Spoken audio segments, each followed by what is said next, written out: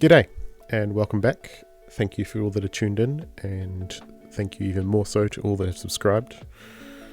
I am not going to be one of those subscribe beggars or like beggars or anything like that. I am not into that kind of...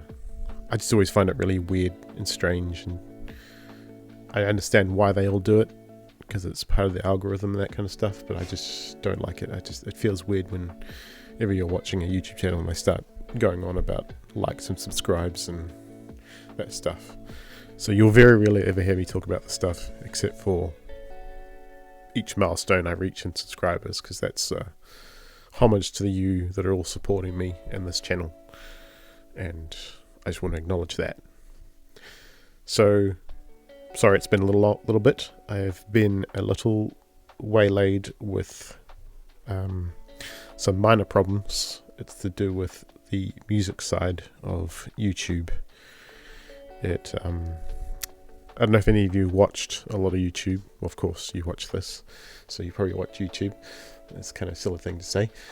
No, it's more that I don't know if you noticed the content creators you watch, and you hear a lot of them say I have to be really careful with music, or if they're in a certain space and there's music playing in the background, they have to avoid it or do something to drown the music out. And I've heard it before, it just never really clicked with me why they were all so worried and careful about it. I now understand why. YouTube has some very, very strict standards and policies on it all, and I have to admit it kind of seems a little unfair and over the top. I understand it all, it's copyright and all this stuff, but I've always felt like copyright was a bit of a overreach and more geared toward the rich and the ones that have it all. That said, I'm using a guy's music named Revis B. He's an awesome dude. I respect him greatly and his music. Has nothing to do with him, or he gave me permission to use his music. It's more to do with the fact that the algorithm copyright strikes it even with his permission on it, and even though I tell them and let them know this. So that, long story short, I cannot use his music anymore, as much as I'd love to. I absolutely love his music. It has such a cool feel and flow to it that I think sits perfectly in the background. So now I'm exploring new avenues and new wavelengths of sound to go in the background. So as I do this, let me know what you like and what you don't. I haven't found any music I truly like yet, but I found some stuff that I think is good enough. Until I find some really good stuff, let me know if there's anything you all know that's either royalty free or that you make yourselves that you'd like to contribute to this. I'd be happy to put it up there and put your name on it. Maybe in the future even do an exchange or something. We can work something out. Just let me know. Send me some messages or drop some comments. So that stuff aside, this one was one I did a little while back, and honestly I actually forgot they were on my phone, so here you go. I did a few Instagram videos on these, and I did do some shorts on the YouTube. I guess I thought I deleted them by accident, but they were still there, which is good.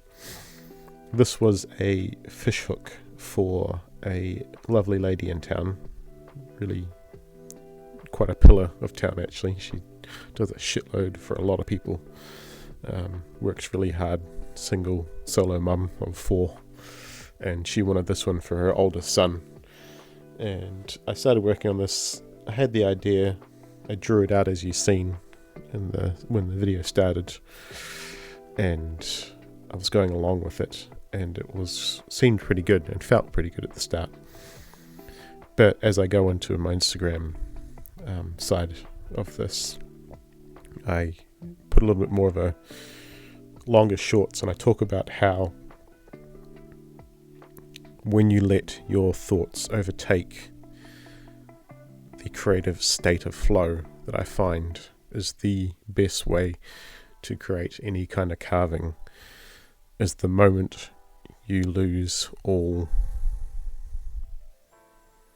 It's not a type of control, but you lose this It's exactly that. You lose the flow that you're going with. It's like being in a river and you're flowing along with each current, each eddy, and you're just moving with it and letting it take you, and you flow with it. You move through each one, simple and with direction and strength and presence.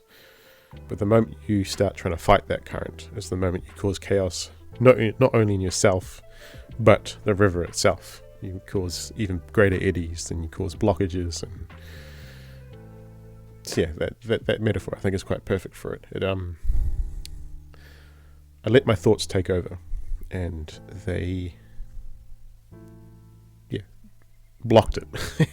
Quite simply, it's I started thinking too much about it and worrying about the shape, and things didn't seem right or didn't feel right. And the more and more I thought about it, the more and more they became prevalent, and the more that state kind of melted away. And that's the moment I started messing things up, because it didn't feel right. So I kept trying to change one thing to another. By the end of it, I just wasn't happy with it. So I ended up cutting a big chunk off of it and starting again. And in the end, it turned out pretty good. I'm quite happy with it, actually. I wasn't too sure for quite a while, but now I think it looks really cool. So yeah, as the videos come out, I will talk about it a bit more and eventually show you the final shape, which I didn't have any videos of that part, so I'll have to just put up a little bit of a tack on to the last video of me showing you the shape and what it turned into, because it did turn out to be quite a cool, unique off-center hook, and it works out well. So that said, thank you for all that are tuned in, and hope you keep tuning in and enjoy each step of the way. Yeah, have fun, and I'll see you in the next one.